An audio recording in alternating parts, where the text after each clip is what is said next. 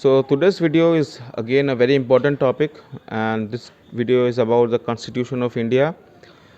So that is something which you have to understand very clearly, and you have to make it a point that you don't miss it out on any of the things.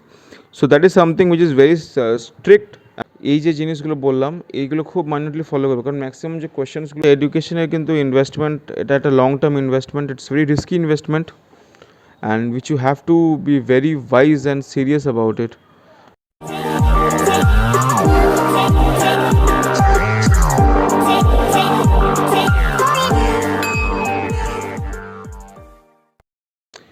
Hello everybody, this is Remedios Fernandez and I'm again back with a new video.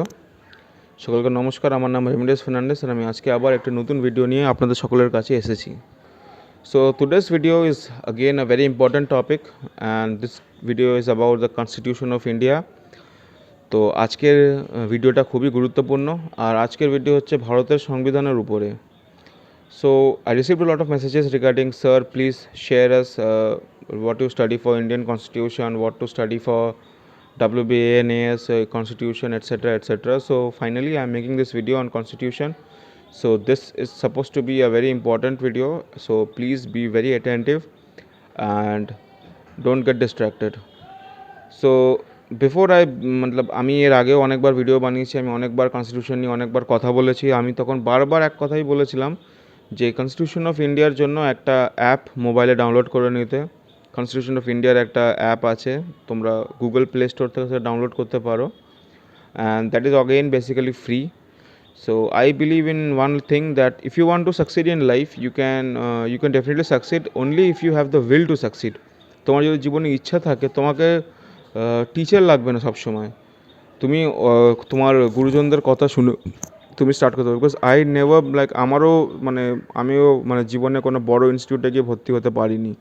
আমার জীবনে একটা অনেক কষ্ট হয়েছিল একটা point of টাইমে গিয়ে, but later on আমি by the grace of God আমি ভালো ভালো জায়গায় পড়তে পেরেছি, আর সেই জন্য আমি ঈশ্বরকে ধন্যবাদ দেওয়ার ছাড়া কিছু নেই. বাট যখন আমি স্টার্ট করেছিলাম তখন কিন্তু আই ওয়াজ জিরো. আমি মোবাইলে ইউটিউবের ভিডিওই দেখতাম, ফেসবুক থেকে ফলো আপ করতাম, আর যেখান থেকে যে সোর্স আমি পাচ্ছি আমি সেটাকে ইউটিলাইজ করার চেষ্টা করতাম. তো this video is again for I want to remind you all that তোমরাও যদি জীবনে এগিয়ে যেতে চাও, এই আমার মতন ধরো সিম্পল কোনো একটা কথাবার্তা বা ভিডিও, এটাই হয়তো তোমাকে জীবনে একটা অনেক বড় জায়গায় তোমাকে নিয়ে যেতে পারবে. তো before I begin this topic, so first of all you should have that particular app. আর যদি ধরো অ্যাপ নেই তোমাদের কাছে বা কোনো কারণে যদি না পড়তে পারো, তো আদার একটা অপশান হচ্ছে, সেটা হচ্ছে অ্যাবাউট দি জেনারেল স্টাডিজ বুক.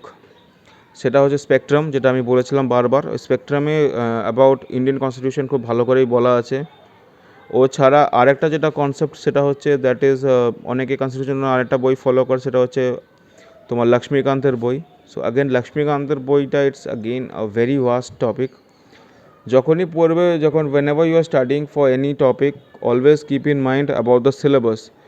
তো যেটা নোটিফিকেশান পিএসসি বার করেছিল এক্সামের, আমি ওটাই খুলছি. প্রত্যেক কটা টপিকে দেখো, for constitution of India it's 35 number out of 200, এটা একটা significant figure. So it's not a matter of joke, ঠিক আছে. প্রায় 17.5%, অলমোস্ট 18% নম্বর এখান থেকেই আছে. তো what is the special thing that you have to study? The Constitution of India জন্য যেটা সবথেকে ইম্পর্ট্যান্ট, যেটা এই সিলেবাসে লেখা আছে, and that is with respect two NITI Aayog. Wow, নীতি আয়োগে তুমি কী পড়বে? So NITI Aayog is something which is actually a very new addition. So NITI আয়োগের নিয়ে ডিরেক্টলি তুমি বই পাবে না. তো নীতি আয়োগে তুমি কী পড়বে? তুমি গুগলে যাবে, উইকিপিডিয়া থেকে নীতি আয়োগের হিস্ট্রি, নীতি আয়োগের ফরমেশন কোন গভর্নমেন্ট করেছে, কোন টাইম পিরিয়ডে হয়েছে, তো সেইগুলো পুরো তোমার ডিটেলস বার করবে. নীতি আয়োগের চেয়ারম্যান কী, নীতি আয়োগে স্টেট গভর্নমেন্টের মিনিস্টারদের কী রোল আছে, আইএএস অফিসারদের কী রোল আছে. So that is something which you have to understand very clearly, and you have to make it a point that you don't miss it out on any of the things. So that is something which is very strict and with NITI Aayog. With regard two NITI আয়োগ তোমার আরেকটা জিনিস যেটা পড়তে হয়, that is planning commission. Planning commission কখন form হয়েছিল, planning কমিশনের history কী, planning commission কটা হয়েছিল, কারা ছিল.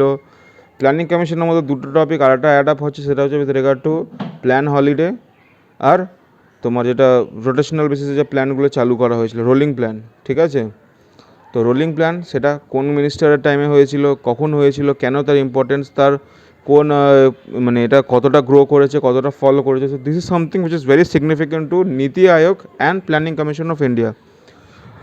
এবার কনস্টিটিউশনের যদি মেন যে ধাপগুলো সেটা যদি আমি ভালো করে পড়ি, কনস্টিটিউশনের তুমি যদি আর্টিকেলসগুলো ফলো আপ করো, starting from the very first part 1 important থাকছে, যেখানে তোমরা মানে ইন্ডিয়ান সিটিজেনশিপ কাকে বলে, বেসিক রাইটস কী।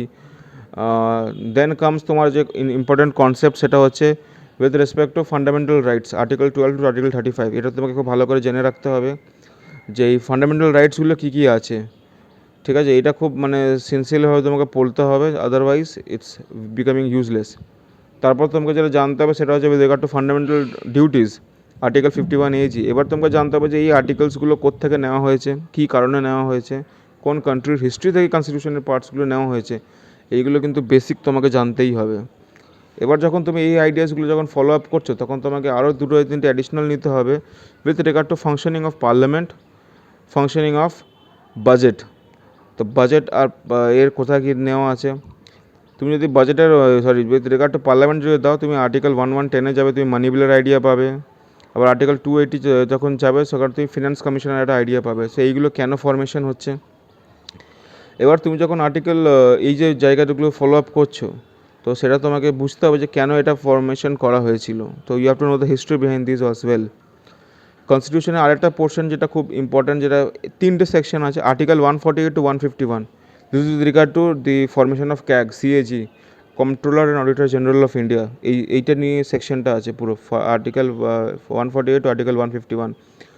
বাট এখন যখন তুমি ওয়েস্ট বেঙ্গল অডিট অ্যাকাউন্ট সার্ভিসে আসবে, মানে এক্সাম দিচ্ছ, তোমাকে জানতে হবে যে হাইরার্কিটা কীভাবে সেট আপ তৈরি হয়ে আছে, তুমি কনস্টিটিউশনের কোন অ্যাঙ্গেলে বসে আছো। তুমি আছো West Bengal audit and account service. West Bengal audit and account সার্ভিসের ডেটাগুলো যাচ্ছে হচ্ছে ইন্ডিয়ান অডিট অ্যান্ড অ্যাকাউন্ট সার্ভিসের কাছে, ইন্ডিয়ান অডিট অ্যান্ড অ্যাকাউন্ট সার্ভিসের কাছ থেকে ডেটাগুলো যাচ্ছে হচ্ছে সিএজির কাছে। So that is the set up and that is the line of the entire formation chain. So তোমাকে এটা জানতে হচ্ছে।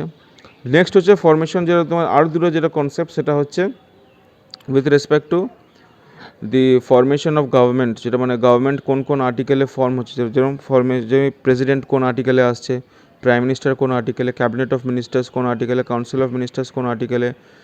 তারপর সেম যেটা মানে যাচ্ছে সেটা হচ্ছে উইথ রেসপেক্ট টু স্টেটের ক্ষেত্রে, সেটা হচ্ছে গভর্নর, তারপর হচ্ছে চিফ মিনিস্টার্স ক্যাবিনেট। এইগুলো, এই যে কনসেপ্টসগুলো তোমাকে খুব ভালো করে আন্ডারস্ট্যান্ড করতে হবে। কনস্টিটিউশনের এই বেসিক কটা পোর্শনগুলো কিন্তু খুব বার রিপিট হয়।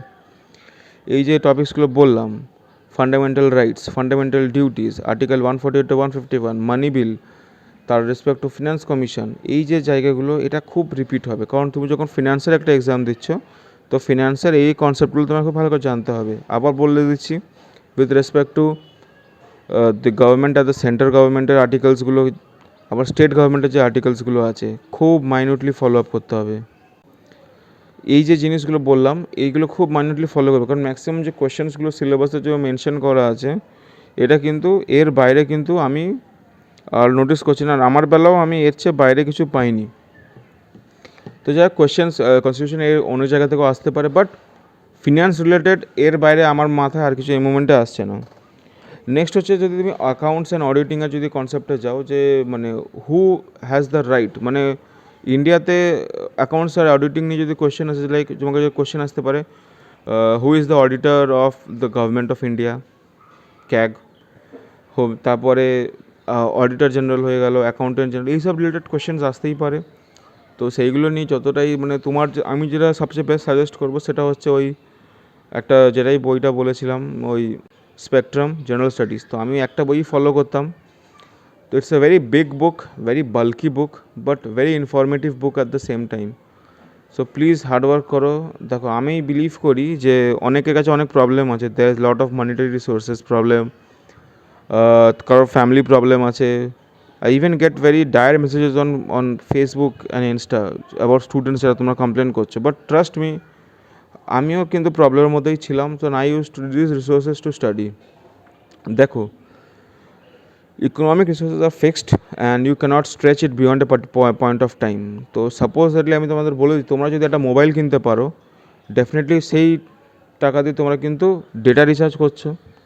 যখন তুমি ডেটা রিচার্জ করতে পারছো সেটা obviously you can buy books, I personally believe so.